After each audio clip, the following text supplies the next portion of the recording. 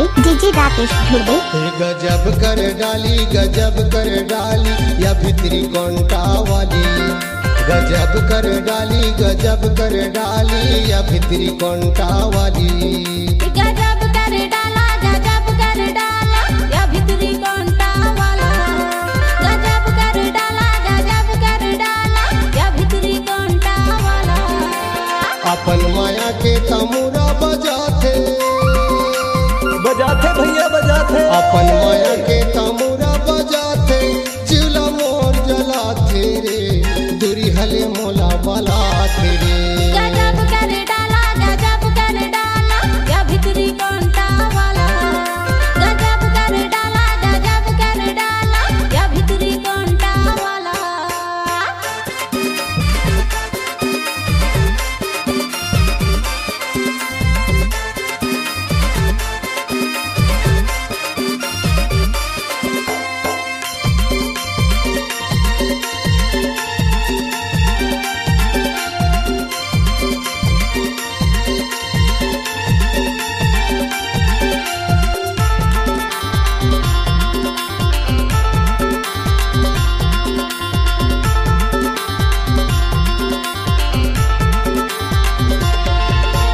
गजब के सोहे है माथे के बिंदिया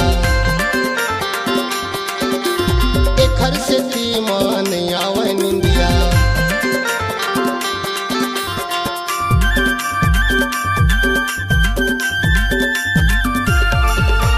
गजब के सोहे है माथे के बिंदिया एखर से ती मान आवे निंदिया। ये लगाए हवे लाली या भितरी कोंटा वाली। ये लगाए हवे लाली या भितरी कोंटा वाली।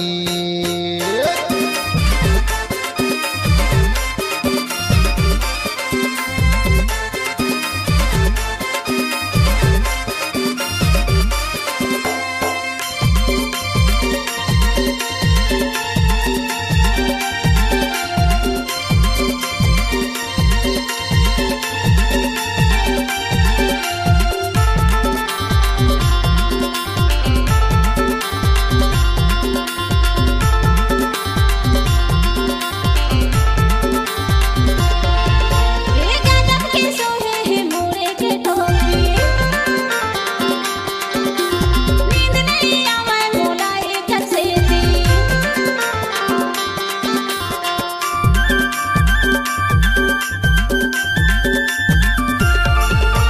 गजब के सोहे है मोरे के टोपी। नींद नहीं आवे मोला एकर से दी। यही प्रेम लाला या भितरी कोंटा वाला। यही प्रेम लाला या भितरी कोंटा वाला।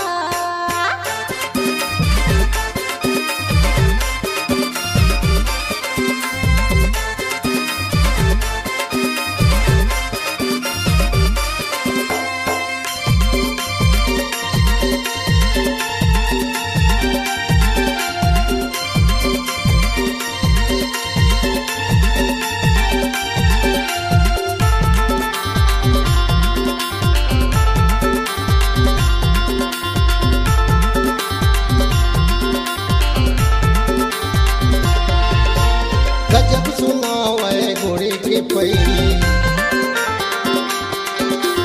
एखर से ती मन हो गे बैरी। डीजे राकेश ध्रुवे छाटा टोला वाले डीजे राकेश ध्रुवे छाटा टोला वाले। गजब सुनावे घोड़े के पैरी एखर से ती मन हो गे बैरी। मोरो लागे साली या भितरी कोंटा वाली। मोरो लागे साली या भितरी कोंटा वाली। गजब कर डाला या भितरी कोंटा वाला। गजब कर डाला या भितरी कोंटा वाला। अपन माया के तमुरा बजाते भैया बजाते। अपन माया के तमुरा